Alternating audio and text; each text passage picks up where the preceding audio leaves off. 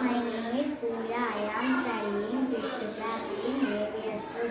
I am telling about eight capitals and states.